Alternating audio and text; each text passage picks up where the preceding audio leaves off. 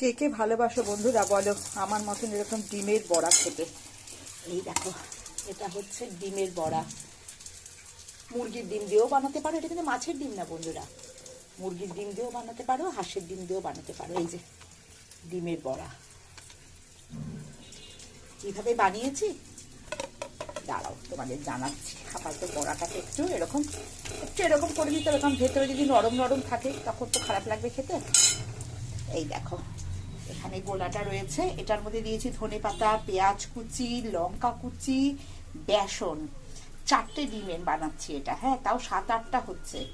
আচ্ছা বেসন দিয়েছি, একটু কর্নফ্লাওয়ার বা চালের গুঁড়ি যা যেটা মনে হবে দেবে, অনেকে পোস্তও দেয় মচমচে হওয়ার জন্য।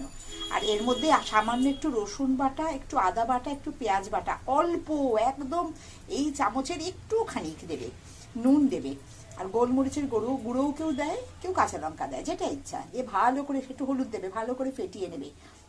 আর এক জায়গায় গুঁড়ো করে রাখা আমার যে গুঁড়ো মশলাটা থাকে ধনে জিরে দারচিনির, সেটা একটুখানি দিই, সামান্য মানে 1 টিপ দিয়ে ভালো করে ফেটবে। টমাটোও দেয় অনেকে, আমি এতে টমেটো দিই না। স্প্যানিশ যে অমলেটটা হয় ওটাতে টমেটো দিই, ক্যাপসিকাম দিয়ে, এতে দিই না। দিয়ে ভালো করে ফেটিয়ে এই যে এরকম করে করে বড়া ভাজবে, খুব মচমচে খেতে হয় আর দারুণ লাগে ডালের সাথে। তোমরা এরকম করে খেয়ে আমাকে জানিও তো বন্ধুরা কেমন লাগে। তোমরা সবাই ভালো থেকো, সুস্থ থেকো।